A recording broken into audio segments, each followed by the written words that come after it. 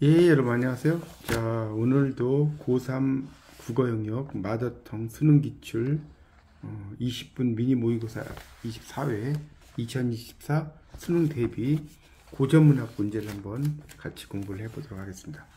자, 화면에 잘 보이시죠? 자, 가번에 나오는 게 제2장과 제125장 용비어천가에 나오는 이야기인데요. 한번 보세요.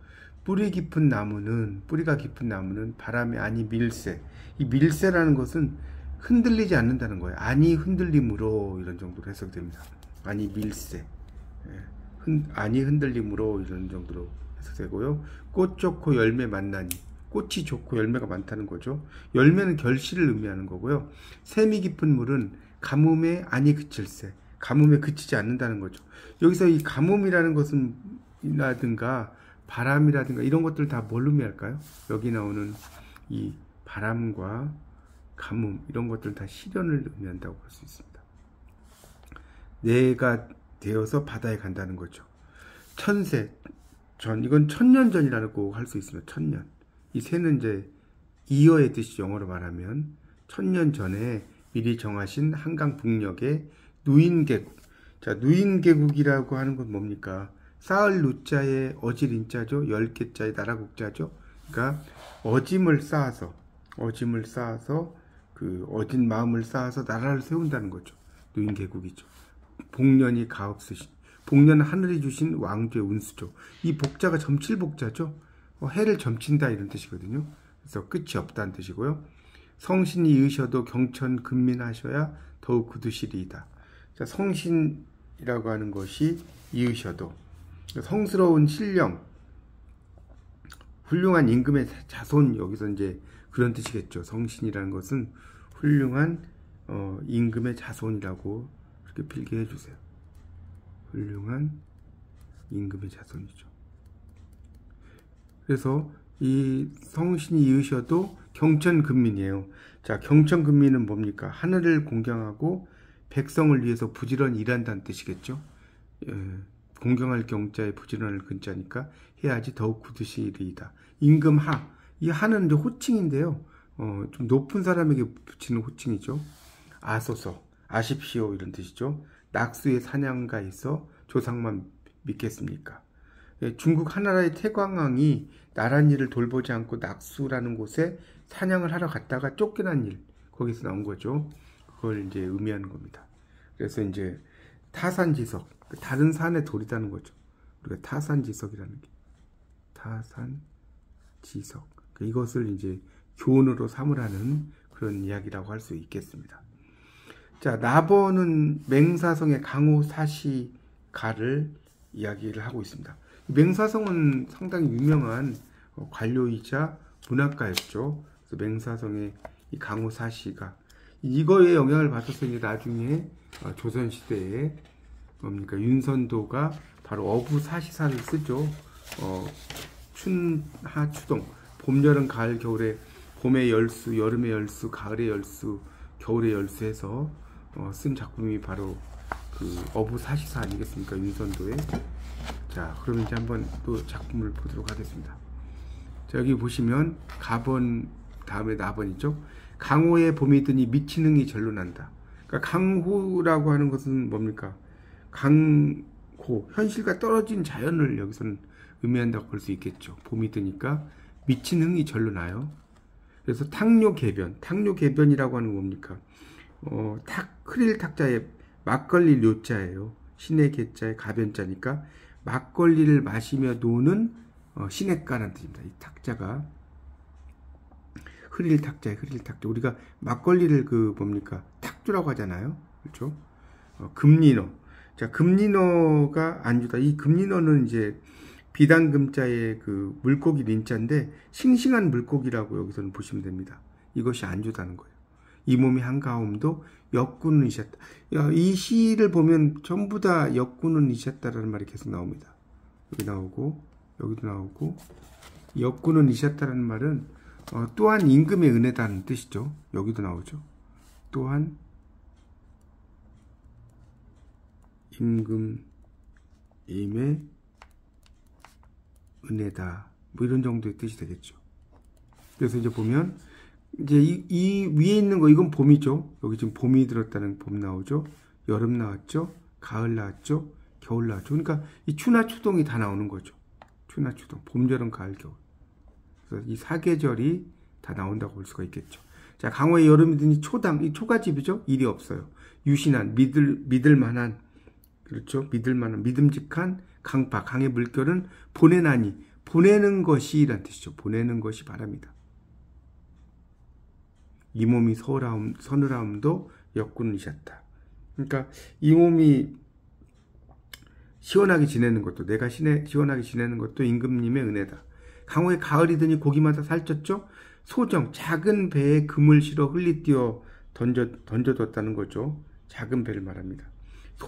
소일거리 한다는 거죠. 느긋하게 시간을 보내는 것도 임금님의 은혜다. 또 강호의 겨울이 들었죠. 그러니까 그 눈 깊이가 한자가 넘었어요.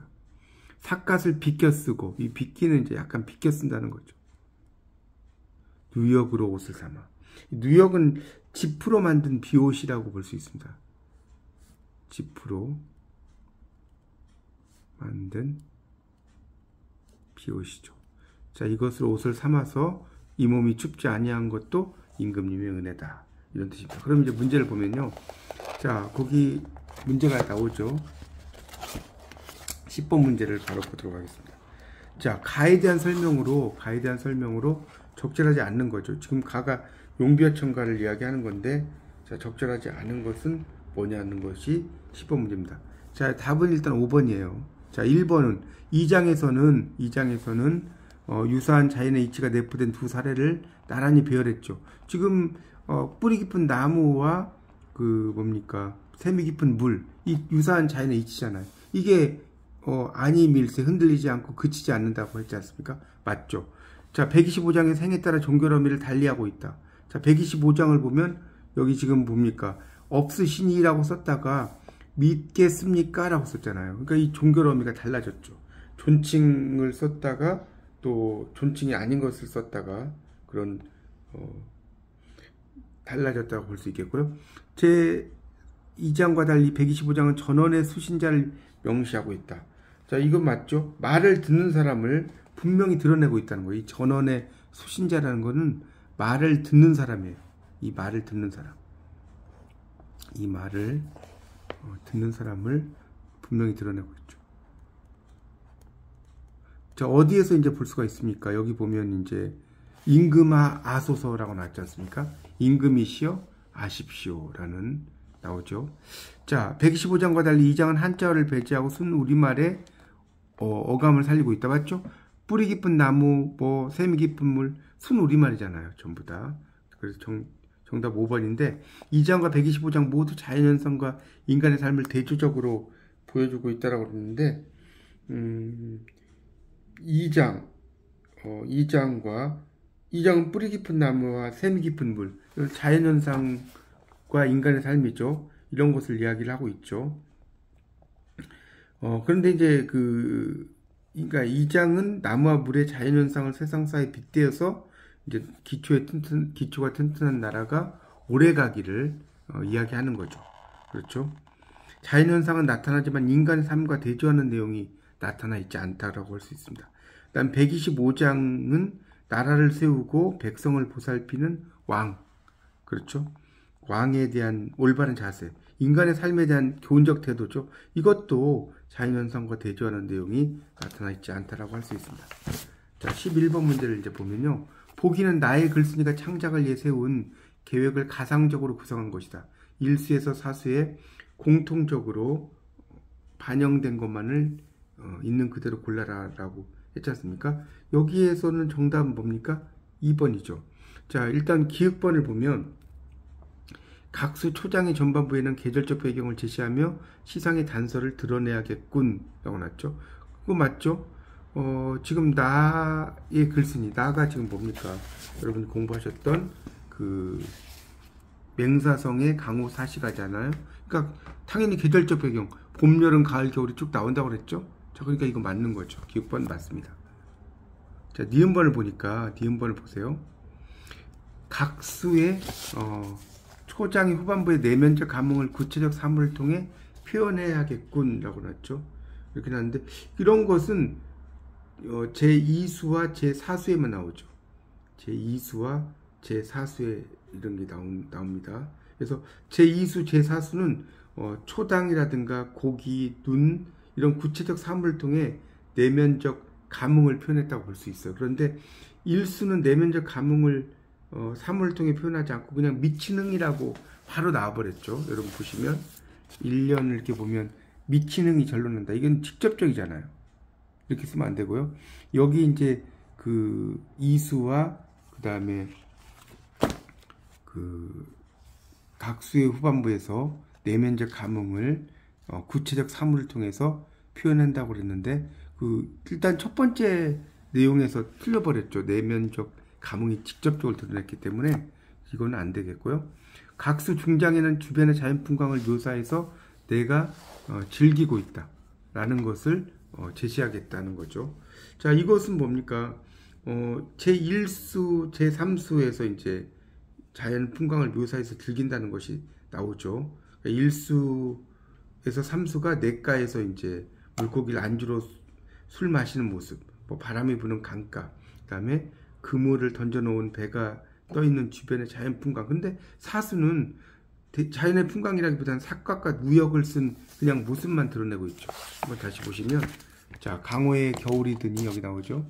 겨울이 드니 눈 깊이가 한자가 넘어요. 삿갓을 쓰고 누역으로 옷을 삼았죠. 이 몸이 춥지 않은 것은 임금의 은혜다. 이것은 여기 보시면 주변의 자연 풍광을 묘사해서 내가 즐기는 그런 삶의 모습을 이야기한다고 할 수가 없겠죠. 자, 리을번 각수 종장의 마지막 어절에는 동일한 시어. 이게 뭐였죠? 아까 말씀드렸는데 역군은 이셨다. 역군은 이셨다. 그래서 통일성을 확보하고 있죠. 또한 임금님의 은혜다. 자, 역군은 이셨다. 다시 보세요.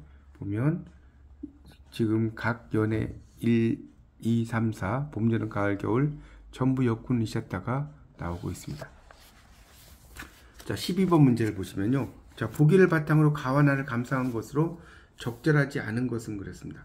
자, 이건 답은 이제 4번을 답을 할 수 있는데, 자, 보세요. 용비어청가는 새 왕조에 대한 송축. 이 용비어청가 같은 경우는 악장이라고 그래요. 악장. 약간 경축의 노래라고 할 수 있는데요. 새 왕조에 대한 송축, 왕에 대한 권계 등 정치적 목적으로 왕명에 따라 신하들이 창작해서 궁중의례에서 연행된 작품이죠. 강호 사시가는 정계를 떠난 선비가 강호에서 누리는 개인적 삶을 표현한 작품입니다. 두 작품 모두 사대부들에 의해 창작되었고, 사대부들은 수신, 몸을 닦는 거죠. 수신제가 치국평천하, 몸을 닦고 집안을 잘 다스리고 나라를 다스리고 천하를 다스린다, 이거 아닙니까? 이걸 임무로 하는 선비와 관직 수행을 임무로 하는 대부, 즉 선비와 신하라는 두 가지 정체성, 아이덴티티죠. 아이덴티티, 영어로. 자, 아이덴티티라는 건 뭡니까? 후에마이죠. 나는 누구인가. 그래서 정체성을 지니고 있었고, 이로 인해 사대부들이 향유, 이건 누린이란 뜻이에요. 누린. 시간은 정치적 성격을 띠기도 합니다. 자, 그래서 여기 이제 보시면, 자, 적절하지 않은 것이 이제 문제죠. 자, 그러면 가에서 뿌리 깊은 나무와 샘이 깊은 물은 기반이 굳건하고 기원이 유구하다. 유구하다는 것은 이제 뭡니까? 오래된다는 거예요. 영원하다. 이런 정도로 해석할 수 있습니다. 이런 것을 내세워서 왕조를 송축한다. 맞죠? 이 송축하는 것 자체가 뭡니까? 악장의 특성이에요. 악장. 악장이 이제 송축을 나타내는 거니까요. 그 다음에 2번에서는 뭡니까? 가에서 경천근민의 덕목을 부각해서 왕에 대해 건계한 것은 대부로서의 정치적 의식을 드러낸 것이다. 자, 이거 어떻습니까? 이것도 맞죠. 그러니까 왕에 대한 권계, 이런 것을 이야기하는 거니까 경천근민을 해야지 나라가 굳건해진다. 자, 나에서 한가하게 소일하는 개인적 삶도 임금의 은혜 덕분이라고 표현한 데서 정치적 성격을 엿볼 수 있다는 거죠. 그렇죠. 역군이셨다라는 거 하는 것 자체에서 이게 이제 개인의 뭡니까? 관점이 아니라 임금의 덕분이라는 거니까 정치적 성격이죠.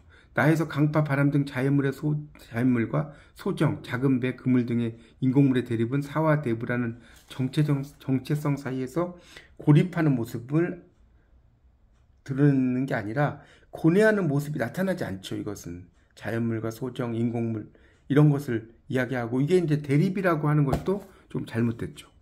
그리고 이 정치성 사이에서 고뇌하는 모습도 잘못된 거죠. 그거는 그냥 자연에서 한가롭게 지내는 모습이죠. 자, 5번 가의 한강 북녘은 새 왕조의 터전이라는 정치적 의미. 나의 강호는 개인적, 정치적 의미를 모두 지니고 있다. 이 한강이라고 하는 것 자체가 이제 우리가 뭡니까 새 왕조의 터전이라는 정치적 의미잖아요. 그 북녘이니까 그쪽에 북녘이라고 하는 것 자체가 그 새 왕조의 터전 아니겠습니까?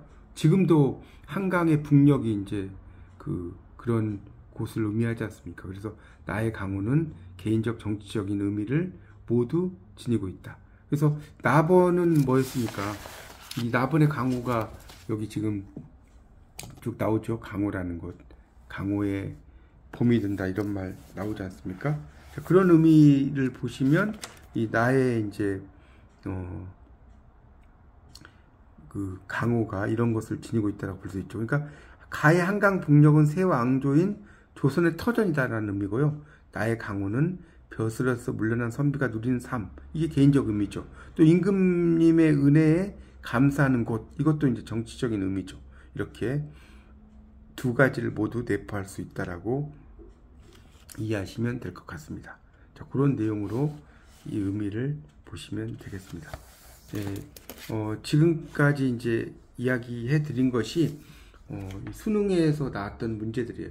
10번 문제는 2016년 10번 문제 있죠. 2016년 수능 A 40번에 나온 문제고요. 그 다음에 11번 문제는 2016년 수능 A 41번 문제예요. 그 다음에 12번은 2016년 수능 A 42번에 나온 문제입니다. 그래서 여러분이 이런 그 고전문학을 너무 어렵게 생각하지 마시고요. 그 의미의 하나하나를 잘 이해하시면 충분히 고전문학도 잘 이해할 수 있을 거라고 생각이 됩니다. 너무 글자의 하나하나의 의미보다는 전체적인 의미를 잘 이해하시는 게 상당히 중요하다고 할 수가 있겠습니다. 자, 이렇게 해서 또 고전문학의 한 부분을 풀어드렸는데요. 여러분이 이 책을 잘 구입을 하셔가지고요. 저와 함께 마자통 수능 기출 20분 미니 모의고사 24회 고3 국어 영역 제가 문제를 풀어드릴 테니까 잘 따라오시면 좋겠습니다. 감사합니다.